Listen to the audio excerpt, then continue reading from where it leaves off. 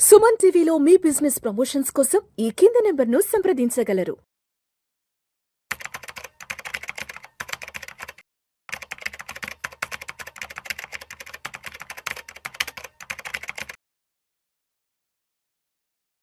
నమస్తే, welcome to Vishnu talks. నేను విష్ణు, ప్రస్తుతంతో పాటు మార్కెట్ అనలిస్ట్ హర్ష ఉన్నారు, వారితో మాట్లాడదాం. నమస్తే హర్ష.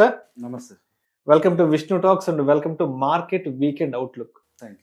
ఒక్కసారి ఇవాళ మార్కెట్ క్లోజింగ్ ఎక్కడో చూద్దాం. 31 అక్టోబర్ ఫ్రైడే. ఇవాళ నిఫ్టీ విషయానికి వస్తే 155 పాయింట్ల నష్టంతో 25,722 వద్ద క్లోజ్ అయింది. సెన్సెక్స్ విషయానికి వస్తే 465 పాయింట్ల నష్టంతో 83,938 వద్ద క్లోజ్ అయింది. సో ఎందుకంటారు, ఇవాళ శుక్రవారం వీకెండ్ గట్టిగానే మార్కెట్లకి బాగా దెబ్బ తగిలింది. భారీ నష్టాల్లోనే క్లోజ్ అయ్యి 465 పాయింట్లు అంటే చెప్పాలంటే భారీ నష్టాల్లోనే ఇవాళ క్లోజ్ అయింది. కాబట్టి సో అంటే ఇవాళ మార్కెట్ ఇంతలా పడ్డానికి ప్రధాన కారణాలు ఏంటి? కరెక్ట్ అండి. సో ఇవాళ ఒక్క రోజే కాకుండా ఈ వారం కూడా చూసామంటే అక్టోబర్ 1 నుంచి అక్టోబర్ 20 వరకు ఈ మంత్ లో మార్కెట్ కంటిన్యూస్ ర్యాలీ అయింది. ఆల్మోస్ట్ 24,500, 600 దగ్గర స్టార్ట్ అయింది ఈ మంత్ స్టార్టింగ్. అది 20th వచ్చేసరికి 26,000 రీచ్ అయింది. ఆల్మోస్ట్ 1,500 పాయింట్స్ జంప్ అయింది అండ్ ఒక 5% వరకు గెయిన్స్ వచ్చింది. మార్కెట్ ఎప్పుడైనా సరే అంత స్ట్రాంగ్ ర్యాలీ ఇచ్చినప్పుడు ఆ తర్వాత కొంచెం కూల్ ఆఫ్ అవడం అనేది చాలా టెక్నికల్ అనాలిసిస్ ప్రకారం చాలా నార్మల్ థింగ్.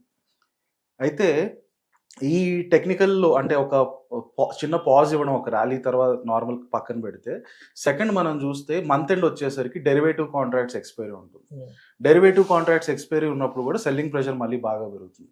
మీరు వోల్టైలిటీ ఇండెక్స్ విక్స్ చూసినా కూడా స్లైట్గా 12.1 వరకు పెరిగింది. సో ఆ సెల్లింగ్ ప్రెషర్ కూడా కొంచెం వచ్చింది. ఇంకొకటి, ఈ మంత్ మొత్తం బాగా పర్ఫామ్ చేసిన మెటల్ సెక్టర్ లాస్ట్ 2-3 డేస్లో కొంచెం కూల్ ఆఫ్ కూడా అయింది. మెటల్స్లో మంచి ర్యాలీ వచ్చిందండి, ఎందుకంటే ఎస్పెషల్లీ కాపర్, జింక్, అల్యూమినియంలో డిమాండ్ బాగా పెరిగింది. వాటి వల్ల ఇవన్నీ కూడా మంచి రిటర్న్స్ వచ్చాయి. వాటిలో ఎవరెవరైతే పొజిషన్స్ తీసుకున్నారో, లాంగ్ పొజిషన్స్, ఫ్యూచర్ పొజిషన్స్ తీసుకున్నారో అవి కూడా స్క్వేర్ ఆఫ్ చేసుకోవడంతో కొంత వాటిపైన కూడా ప్రెషర్ వచ్చి మార్కెట్ స్లైట్ కూల్ ఆఫ్ అయితే అయింది. ఇది టెక్నికల్ పరంగా చూస్తే. ఫండమెంటల్స్గా చూస్తే పాజిటివ్ న్యూస్ ఉంది, నెగిటివ్ న్యూస్ కూడా ఉంది. పాజిటివ్ న్యూస్ వచ్చి నంబర్ 1, మన క్వార్టర్లీ రిజల్ట్స్ ఏవైతే ఉందో కంపెనీ కార్పొరేట్ క్వార్టర్లీ రిజల్ట్స్, ఇప్పటి వరకు వచ్చిన Q2 రిజల్ట్స్ అన్నీ కూడా they are showing some kind of a positive sentiment towards future. అంటే ఫ్యూచర్లో మళ్ళీ మంచి ప్రాఫిట్స్ తీసుకొస్తాము, మంచి రెవెన్యూ తీసుకొస్తాము అన్నదానికి ఒక మంచి ఇండికేషన్ ఇచ్చారు ఈ క్వార్టర్ రిజల్ట్స్లో. గత 3-4 క్వార్టర్స్గా కంటిన్యూస్గా రిజల్ట్స్ బ్యాడ్గానే వచ్చాయండి, బిలో ఎక్స్పెక్టేషన్స్ వచ్చాయి. అది ఫైనల్గా ఒక కొలిక్ వస్తుంది. నెక్స్ట్ క్వార్టర్ నుంచి మళ్ళీ సైకిల్ ఇంప్రూవ్ అవుతుంది అనేది ఒక మార్కెట్లో ప్రస్తుతం రిజల్ట్స్ వల్ల వచ్చిన పాజిటివ్ సెంటిమెంట్. నెగిటివ్ పరంగా చూస్తే నంబర్ 1 వచ్చి ఫెడ్, మన అమెరికన్ సెంట్రల్ బ్యాంక్ ఏదైతే ఉంటుందో, ఇండియా ఆర్బీఐ లాగా యుఎస్ ఫెడ్ నిన్నైతే 25 బేసిస్ పాయింట్స్ రేట్ కట్ అయితే చేశారు. కాకపోతే అందరూ ఏమనుకున్నారంటే కంటిన్యూస్గా ఫెడ్ ఇప్పటి నుంచి కూడా రేట్ కట్స్ చేస్తూనే ఉంటారు. ఎందుకు అని అంటే యుఎస్ ఇన్ఫ్లేషన్ ఉండడం వల్ల రేట్ కట్స్ చేస్తూ ఉంటారు. అట్ ది సేమ్ టైం యుఎస్లో అన్ఎంప్లాయ్మెంట్ పెరుగుతుంది. సో వాళ్ళ గ్రోత్ ఏమన్నా స్టాల్ అయ్యేలా కనిపిస్తుంది. కనుక ఎకానమీని ఇంకా బూస్టప్ చేయడానికి రేట్ కట్స్ చేస్తారని అందరి ఎక్స్పెక్టేషన్స్. కానీ ఫెడ్ చాలా క్లియర్గా ఏం చెప్పారంటే, ఈ మంత్ అయితే 25 బేసిస్ పాయింట్స్ కట్ చేస్తున్నాం, 4%ని 3.75%కి ఇంట్రెస్ట్ రేట్ తగ్గిస్తున్నాం. అంటే మన రెపో లాగా వాళ్ళ రెపో. కాకపోతే డిసెంబర్లో మీరు అందరూ అనుకుంటున్నట్టు మేము రేట్ కట్లు అయితే చేయబోము, అంటే చెయ్యము అని గ్యారంటీ చెప్పట్లేదు. అలా అని చెప్పి మీరు అనుకున్నంత కాన్ఫిడెంట్గా అయితే మేము అంత కాన్ఫిడెంట్గా లేము, డెఫినెట్గా కట్ చేస్తామని అయితే మాత్రం మేము చెప్పలేము. చెయ్యొచ్చు, చేయకపోవచ్చు, అది మేము డిసెంబర్లోనే కాల్ తీసుకుంటాము. డెఫినెట్గా కట్ చేస్తాం అనే స్టాన్స్ నుంచి అయితే మేము ఇవ్వట్లేదు అని ఫెడ్ చాలా క్లియర్గా చెప్పారు. ఇది కొంచెం సర్ప్రైజింగ్గా వచ్చింది మార్కెట్కి. ఒకటి ఏంటంటే, ఎప్పుడైతే మీరు ఇంట్రెస్ట్ రేట్స్ కట్ చేస్తారో అప్పుడు కంపెనీస్కి బారో చేసుకోవడం కాస్ట్ తగ్గిపోతుంది, కనుక లాభాలు పెరుగుతాయి. సో ఆ లాభాలు ఎక్స్పెక్టేషన్స్ మార్కెట్ బాగా పెరుగుతూ ఉంటుంది. కానీ ఎప్పుడైతే మీరు నేను కట్ చేయను డిసెంబర్కి అనేసరికి అది ఒక kind of negative sentiment for the market. So market కూడా కొంత కూల్ ఆఫ్ అవడైంది. ఇంకొకటి మీరు చూస్తే ప్రపంచంలో ప్రస్తుతం ఉన్న major issues US China trade deal ఒకటి, అలాగే యుఎస్ ఇండియా ట్రేడ్ డీల్ ఒకటి. మన ఇండియా ట్రేడ్ డీల్కి అయితే లాస్ట్ వీకే మంచి రూమర్స్ రావడం మొదలయ్యాయి. అంటే ఇండియా యుఎస్ ట్రేడ్ డీల్ నవంబర్లో ఫైనలైజ్ అవబోతోంది, Trump Modi any time announce చేస్తారని ఒక మంచి పాజిటివ్ న్యూస్. అమెరికా ఢిల్లీ బంధం బలపడబోతుంది అన్నట్టుగా. ఎగ్జాక్ట్లీ.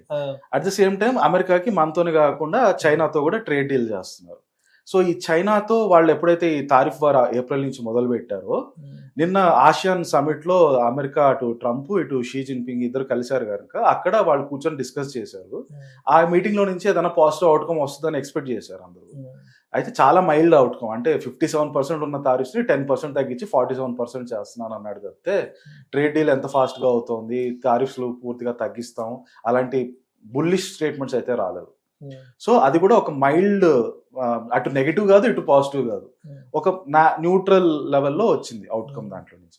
కాకపోతే ఇన్ ద ఫ్యూచర్ కొద్ది రోజుల్లో డెఫినెట్ గా యుఎస్ చైనా ట్రేడ్ డీల్ ఒక కొలిక్కి వస్తుంది అని మాత్రం ఒక ఎక్స్పెక్టేషన్స్ అయితే ఉంది. కాకపోతే ప్రస్తుతానికి న్యూస్ చాలా ఫ్లాట్ గా రావడంతో కూడా మన మార్కెట్స్ ఆల్మోస్ట్ న్యూట్రల్ స్టేజ్ లోనే నడుస్తుంది. అండ్ గ్రాఫ్ పరంగా కూడా చూస్తే మీరు మార్కెట్ సైడ్ వేస్ ఫేజ్ లోనే ఉంది, అటు బుల్లిష్ కాదు ఇటు బేరిష్ కాదు. మనం ఎప్పుడైతే 2024 సెప్టెంబర్ తర్వాత మార్కెట్ కరెక్ట్ అయ్యిందో అక్కడి నుంచి ఇయర్ మార్చి ఏప్రిల్ వరకు కంటిన్యూస్ కరెక్షన్, ఆ తర్వాత మళ్ళీ పెరుగుతూ మొదలైంది. ఎప్పుడైతే పెరగడం మొదలైందో ఆ తర్వాత 2 months కి ట్రంప్ తారిఫ్స్ అనౌన్స్ చేశాడు. ట్రంప్ తారిఫ్స్ అనౌన్స్ చేసినప్పటి నుంచి మార్కెట్ సైడ్ వేస్ లో కంటిన్యూ అయింది. ఆ సైడ్ వేస్ ని ఫైనల్ గా ఎండ్ చేస్తూ లాస్ట్ 2-3 weeks గా market back to last year 2024 లో సెప్టెంబర్ లో ఏదైతే హై ఇచ్చిందో ఆ హైకి ఆల్మోస్ట్ రీచ్ అయింది. రీచ్ అయింది కానీ అక్కడ ఆబ్వియస్ గా మంచి రెసిస్టెన్స్ ఉంటుంది. ఆ టైంలో కొన్న వాళ్ళందరూ చాలా సప్లై ఉంటుంది, వాళ్ళంతా స్ట్రాంగ్ రెసిస్టెన్స్ ఇస్తున్నారు. సో మార్కెట్ కూడా అదే లెవెల్లో ఆల్మోస్ట్ నియర్ టు హై ఎంత పడినప్పటికీ లాస్ట్ 4-5 days లో market still is almost near close to all time highs దగ్గర లెవెల్లోనే ఉంది. 26,200 ఆల్ టైమ్ హై అండి, 25,700 దగ్గర ఉంది, ఒక 500 points చేరువలోనే ఉంది. సో ఒక రకంగా చెప్పాలంటే it is just on a side ways trend on a very cooling of face. So Harsha, so year ending close అవ్వడానికి 2025 క్లోజ్ అవ్వడానికి ఇంకా కరెక్ట్గా ఒక 60 days టైం ఉంది కాబట్టి, సో ఈ 60 days లోపల అంటే December 31st లోపల మార్కెట్ని ఇంకా ఎంత వరకు ఎక్స్పెక్ట్ చేయొచ్చు అంటారు? నిఫ్టీ ఇంకా ఏ లెవెల్ వరకు వెళ్ళే అవకాశం ఉంది, అండ్ సెన్సెక్స్ ఇంకా ఎంత వరకు వెళ్ళే అవకాశం ఉంది అంటారు? ఇప్పుడు ఒక నెక్స్ట్ 2 months పరంగా చూస్తే ప్రపంచంలో ఉన్న మేజర్ ఫ్యాక్టర్స్ ఏంటనేది, అలాగే ఇండియాలో ఉన్న మేజర్ ఫ్యాక్టర్స్ ఏంటి మార్కెట్ ని ఇంపాక్ట్ చేసేవని చూస్తే, ఒక మెయిన్ ఇష్యూ అందరికి, మనకే కాదు ఇండియాకే కాదు, చైనాకి కానీ రష్యాకి కానీ మిగతా కంట్రీస్ కూడా కానీ బ్రెజిల్ సౌత్ ఆఫ్రికా వీళ్ళందరికీ కూడా ఉన్న కరెంట్ మెయిన్ ఇష్యూ అమెరికా. అమెరికాతో వచ్చిన ప్రాబ్లం ఏంటంటే అమెరికాకి ఏమన్నా ప్రాబ్లం వస్తే అది ప్రపంచం మీద అందరు తోసేస్తారు, రైట్? సో అమెరికా ఈరోజు అన్ని కంట్రీస్ లో మాక్సిమం సంక్షోభంకి ఆల్మోస్ట్ దగ్గరలో ఉన్నది కంట్రీ అమెరికా. ఎందుకు? 2 main రీజన్స్. ఒకటి వచ్చి వాళ్ళ డెట్ లెవెల్స్. అమెరికా ఈరోజు వాళ్ళకున్న అప్పు $37 to $38 trillion ఉంది, రికార్డ్ స్థాయి. అంటే చరిత్రలో వాళ్ళకి ఈ లెవెల్లో అప్పులు ఎప్పుడు లేవు. అది ఒక అంత అప్పు పీక్ వెళ్ళినప్పుడు ఏమవుతుందంటే దానికి మీరు ఎప్పుడైతే వడ్డీ కడుతూ ఉంటారో మీకు ఆ గవర్నమెంట్కి మిగతా వ్యవస్థలో ఉన్న మిగతా వాటికి, అంటే సోషల్ సెక్యూరిటీకి కానీ హెల్త్ కేర్ కానీ వాటికి అన్నిటికీ ఖర్చులు పెట్టలేరు. ఎందుకంటే మీకు ఆ గవర్నమెంట్కి వచ్చే ఆదాయంలో మాక్సిమం మనీ అప్పుల్లో వడ్డీ కట్టడానికి అయిపోతుంది. సో అది వాళ్ళని క్రష్ చేసేస్తుంది. అప్పుడు అమెరికాకి చాలా సంక్షోభం వస్తుంది. ఆ సంక్షోభం నుంచి బయటపడడానికి వాళ్ళు ముందు నుంచి ఈ తారిఫ్లు ఇవన్నీ స్టార్ట్ చేశారు. ఆ తారిఫ్తో వాళ్ళకున్న ప్రాబ్లమ్స్ ని వాళ్ళు సాల్వ్ చేసుకోకుండా ఆ ప్రాబ్లం మన ప్రాబ్లం చేశారు, జనాల మీద రుద్దారు, మన మీద రుద్దారు. ఒకటి మనది, మళ్ళీ అదే విధంగా చైనాది.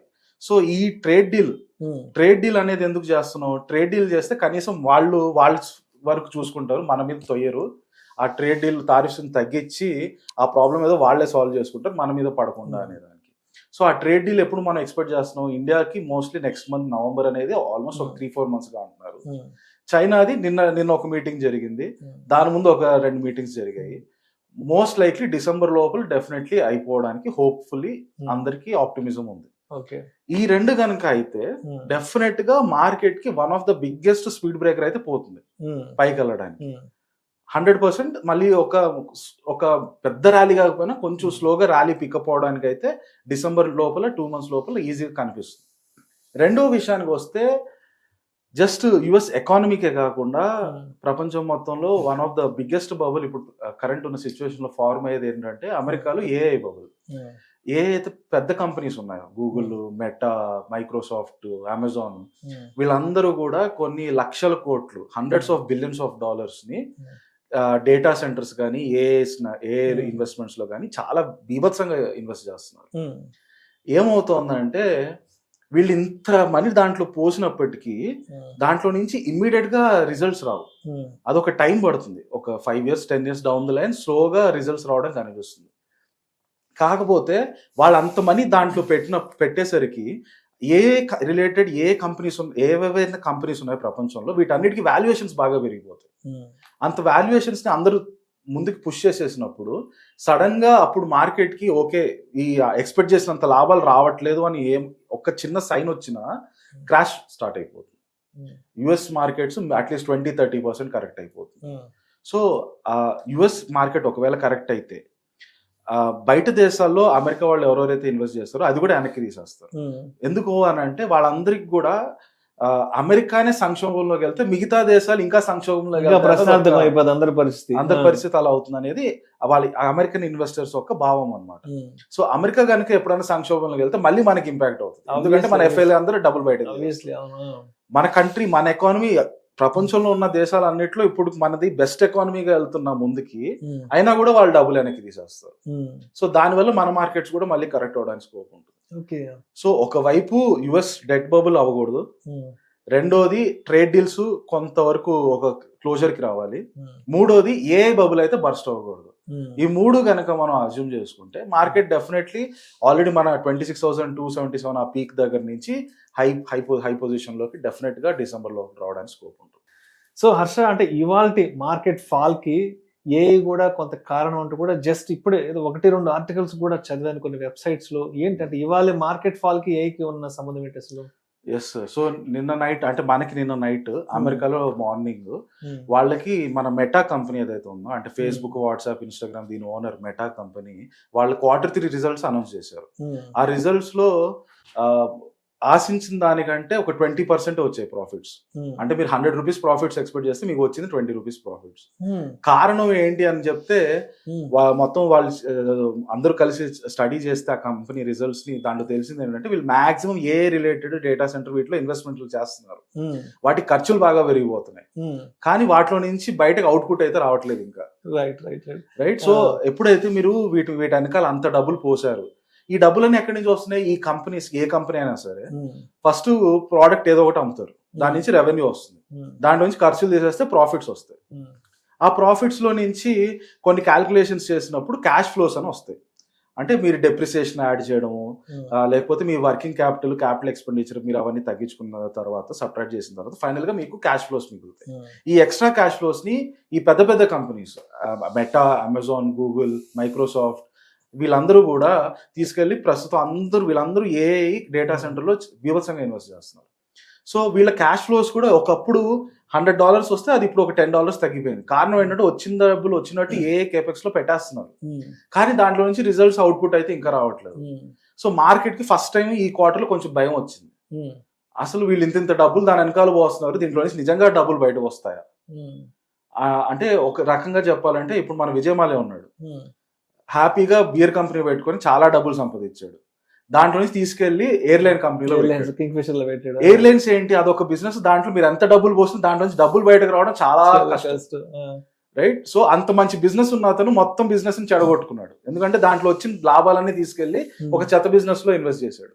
సో ఆ రకంగా ఈ రోజు మెటా వాళ్ళకి వచ్చే లాభాలన్నీ తీసుకెళ్లి ఏ డేటా సెంటర్ వీటిలో పెడుతున్నారు, వీటిలో నుంచి నిజంగా అంత డబ్బులు వస్తాయనేది ఒక పెద్ద క్వశ్చన్ మార్క్ గా మారిపోయింది. సో అది ఆ క్వశ్చన్ మార్క్, ఆ భయంతో నిన్న సడన్ గా మెటా స్టాక్ మీరు చూసారంటే స్ట్రెయిట్ ఒక పెద్ద రెడ్ క్యాండిల్ కింద పడిపోయి ఉంటుంది, 11% క్రాష్ అయిపోయింది.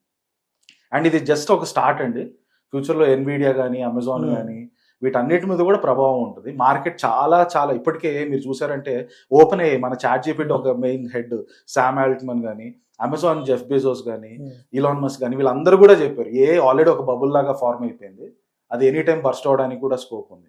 అంటే దీని అర్థం వెళ్ళిపోతుందని కాదు, ఉంటుంది, ChatGPT ఇవన్నీ ఉంటాయి ఫ్యూచర్. కాకపోతే వీటికి ఉన్న వాల్యుయేషన్స్ ఏవేవైతే ఉన్నాయో $trillions, $1 trillion, $2 trillion నుంచి బిలియన్స్ లో పడిపోతుంది. సో ఆ వాల్యుయేషన్స్ 50% పడినప్పుడు మీకు వైపౌట్ అయిపోతుంది. సో బేసికల్ గా మన స్టాక్ మార్కెట్ లో 26,000 నుంచి 25,000 తగ్గితే 1,00,000 కోట్లు 2,00,000 కోట్లు వైపౌట్ ఎలా అవుతుందో అలా బబుల్ బర్స్ట్ అయినప్పుడు కొన్ని 1,00,000 కోట్లు వైపౌట్ అయిపోతుంది. సో అంటే మొత్తానికి ఏ టెక్నాలజీ కూడా కొంత ఇండియన్ మార్కెట్స్ ని భయపెడుతుంది అంటారు. డెఫినెట్ గా ఇండియన్ కంపెనీస్ కూడా కొంతవరకు ఏ ఎక్స్పోజర్ ఉన్నప్పటికీ Hmm. మెయిన్ ఇష్యూ ఏంటంటే ఒకవేళ ఏ డెట్ బబుల్ బర్స్ట్ అయ్యి Hmm. అమెరికన్ మార్కెట్స్ కరెక్ట్ అయితే ఎఫ్ఐఎస్ మళ్ళీ ఇక్కడి నుంచి డబ్బులు తీయడం మొదలు పెడతారు.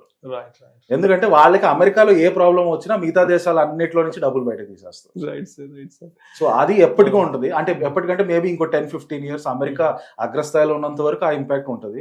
ఆ తర్వాత మేబీ అమెరికా కొంచెం స్మాల్ అయిపోతే, అంటే అమెరికాకు ఉన్న స్థాయి తగ్గిపోతే అప్పుడు మేబీ ఎఫ్ఐఎస్ అలా అంత ఫాస్ట్ గా తీయకపోవచ్చు.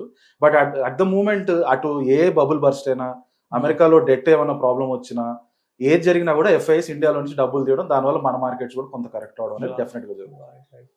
రైట్. అయితే అంటే ఇప్పటి వరకు మార్కెట్లు బాగా కోలుకున్నాయి కాబట్టి, మార్కెట్లో కూడా మంచి ర్యాలీ స్టార్ట్ అయింది కాబట్టి, నిఫ్టీ కూడా 26,000 ఈ మధ్య చాలా సందర్భాల్లో నిఫ్టీ కూడా 26,000 టచ్ అయిపోయింది కాబట్టి, సో అంటే ఇప్పటి నుంచి ఒక 1 year లాంగ్ టర్మ్ ఏదైనా కొన్ని స్టాక్స్ లేదంటే కొన్ని సెక్టార్స్ ని మన రాడార్ లో పెట్టుకోవాలంటే కొంత ఫేవరబుల్ గా ఉన్న సెక్టార్స్ ఏమున్నాయి? సో ఇప్పుడున్న మార్కెట్ లో అన్నిటికంటే చాలా క్లియర్ గా నంబర్ 1 స్ట్రాంగెస్ట్ సెక్టర్ ఏదైనా కనిపిస్తుందంటే అది PSU banks. Public sector banks మిగతా సెక్టర్స్ అన్నిటితో కంటే చాలా ముందంజలో ఉన్నాయి ఒక స్ట్రెంగ్త్ పరంగా. స్ట్రెంగ్త్ అంటే మన రిలేట్ ఓవరాల్ మార్కెట్ లో ఏ సెక్టర్ బాగా స్ట్రాంగ్ గా కనిపిస్తుంది అనే దాన్ని మనం చూస్తాం. దానికి డిఫరెంట్ టెక్నికల్ టూల్స్ ఉన్నాయి. ఆ టూల్స్ ప్రకారం పిఎస్యు బ్యాంక్స్ ఉంది. ఎందుకు పిఎస్యు బ్యాంక్స్ అంటే, ఒకటి మీరు చూస్తే 3-4 quarters గా మన ఇండియన్ ఎకానమీ కొంచెం స్లో అయి ఉంటుంది. దాంట్లో మళ్ళీ పికప్ స్టార్ట్ కనిపించడానికి ఫస్ట్, అంటే ఇప్పుడు ఒకవేళ ఎకానమీ యాక్టివిటీ పెరగాలనుకోండి, అందరికి ఏం కావాలి? ముందు అప్పులు కావాలి, బ్యాంక్ వెళ్ళి లోన్లు తెచ్చుకోగలగాలి. బ్యాంక్ వెళ్ళి లోన్ తీసుకొస్తేనే అప్పుడు బిజినెస్ యాక్టివిటీ ముందుకు వెళ్తుంది. సో అన్నిటికంటే ఫస్ట్ బ్యాంక్ లోన్లు తీసుకోవాలి. ఇప్పుడు ఈ బ్యాంక్స్ అన్ని results Q3 results Q2 results ఇచ్చిన దాంట్లో కనిపించేది ఏంటంటే, మనకి ఆ అప్పులు పెరిగాయి, క్రెడిట్ గ్రోత్ పెరుగుతుంది. సో బ్యాంక్స్ అన్ని లెండింగ్ యాక్టివిటీ పెరుగుతున్నాయి అనేది చాలా క్లియర్ గా తెలుస్తుంది. సో ఆ రకంగా బ్యాంక్స్ ఫైనాన్షియల్ సెక్టర్ మంచి పికప్ లాస్ట్ 3-4 quarters గా తగ్గుతూ వస్తున్నది. ఇక్కడ నుంచి మళ్ళీ పెరగడానికి స్కోప్ అయితే కనిపిస్తుంది. ఇది మెయిన్ ఫ్యాక్టర్, ఫండమెంటల్. రెండోది ఏంటంటే, ఈ banks public sector banks especially ఏవైతే ఉన్నాయి, SBI, Punjab national bank, Canara, bank of Baroda, ఇవన్నీ కూడా వీటి వాల్యుయేషన్స్ చాలా తక్కువ ఉన్నాయి. వీటి వాల్యుయేషన్స్ మీరు చూసారంటే 0.91 దగ్గర ఉన్నాయి. అదే మీరు private sector banks HDFC, ICICI, axis, Kotak చూసారంటే 3 times, 2 times, 4 times దగ్గర ఉంటాయి. సో వాల్యుయేషన్స్ లో చాలా స్కోప్ ఉంది. ఈ 1 దగ్గర ఏవైతే ఈ పబ్లిక్ సెక్టర్ బ్యాంక్స్ ఉన్నాయో అవి 1.5కి వెళ్ళడానికి చాలా స్కోప్ ఉంది. అవి 1.5కి వెళ్ళాలంటే మినిమం 50% అప్సైడ్. సో అందువల్ల అందరూ కూడా పిఎస్యు బ్యాంక్స్ మీద పడ్డారు. పిఎస్యు బ్యాంక్స్ ప్రస్తుతం మార్కెట్ లో నంబర్ 1 స్ట్రాంగెస్ట్ సెక్టర్. సెకండ్ మీరు చూసుకుంటే మెటల్స్ కూడా కనిపిస్తుంది. అంటే మెటల్స్ ఏంటంటే, అటు చైనాలో మంచి యాక్టివిటీ పెరుగుతోంది, ఇటు ఇండియాలో కూడా క్యాపెక్స్ పెరుగుతోంది. ప్రైవేట్ క్యాపెక్స్ రీసెంట్ గా మీరు చూస్తే ఎల్ఎన్టీ కూడా కొత్త క్యాపెక్స్ స్టార్ట్ చేశారన్నారు. ఇవన్నీ ఏంటంటే అర్లీ సైన్స్ ఫర్ మన ఎకానమీలో క్యాపెక్స్, ఫ్యూచర్ లో క్యాపెక్స్ పెరుగుతుందని. ఎప్పుడైనా క్యాపెక్స్ పెరుగుతుందంటే, క్యాపెక్స్ అంటే ఏంటి? పెద్ద పెద్ద మెషిన్స్ తయారు చేయడం, పెద్ద పెద్ద రోడ్లు ఇవన్నీ బిల్డ్ చేయడం. వీటికి మెటల్స్ అనేది చాలా అవసరం. అల్యూమినియం కానీ, స్టీల్ కానీ, జింక్ కానీ, కాపర్ కానీ, వీటి డిమాండ్ పెరిగిపోతుంది. డిమాండ్ పెరగడం వల్ల మన మెటల్స్ కూడా మంచి ర్యాలీ కనిపిస్తుంది. అటు ఇంకోవైపు మన మెటల్స్, ప్రీషియస్ మెటల్స్ కూడా ఉన్నాయి. మన గోల్డ్, సిల్వర్ ఆల్రెడీ మంచి ర్యాలీలో ఉన్నాయి, అది మనకు తెలుసు. అది కాకుండా ఇవి నార్మల్ మెటల్స్. మూడోది మీరు చూసారంటే ఆటో సెక్టర్. ఆటో సెక్టర్ లో జిఎస్టీ రేట్ కట్లు అయితే ఎప్పుడైతే చేశారో అప్పటి నుంచి మీ వెహికల్స్ ప్రైజెస్ అని బాగా తగ్గాయి. At the same time festive season అవడం వల్ల వాటిలో కూడా మంచి ఆఫర్స్ రావడంతో వెహికల్స్ అమ్మకాలు విపరీతంగా పెరుగుతున్నాయి. దానివల్ల ఆటో స్టాక్స్ కూడా మంచి స్ట్రాంగ్ ర్యాలీ కనిపిస్తుంది. సో స్ట్రెంగ్త్ పరంగా చూస్తే PSU banks, metals, auto sector, ఈ 3 ప్రస్తుతం మార్కెట్ లో ఉన్న టాప్ 3 సెక్టర్స్. అదే విధంగా 1 or 2 సెక్టర్స్ చూస్తే మీరు టెలికాం చూసుకోవచ్చు. టెలికాం ఎందుకంటే మోదీ ఈ మంత్ 6G, మన 5G ఎలా ఉందో అలా 6G వచ్చేటప్పుడు ఒక 10% పేటెంట్స్ అని ఇండియా నుంచి రావాలి, దానికోసం గవర్నమెంట్ PLI స్కీమ్స్ అన్ని తీసుకొస్తాం అని చెప్పేసరికి అటు టెలికాం సెక్టర్స్ లో కూడా మంచి ర్యాలీ కనిపిస్తుంది. సో ఓవరాల్ గా కన్స్యూమర్ డ్యూరబుల్స్, ఆటో లాగే కన్స్యూమర్ డ్యూరబుల్స్ కూడా మంచి జిఎస్టీ కట్స్ వల్ల డిమాండ్ పెరిగి వాళ్ళ సేల్స్ పెరిగి ప్రాఫిట్స్ పెరగడానికి స్కోప్ ఉంది. Thank you so much Harsha. Thank you. గత వారం అంతా మార్కెట్లో ఏం జరిగింది, రాబోయే వారం మార్కెట్లో ఏం జరగబోతుందని ఇటువంటి అన్ని రకాల ఆసక్తికరమైన అంశాల గురించి మన ప్రేక్షకులతో షేర్ చేస్తున్నాం. Thank you so much. Thank you.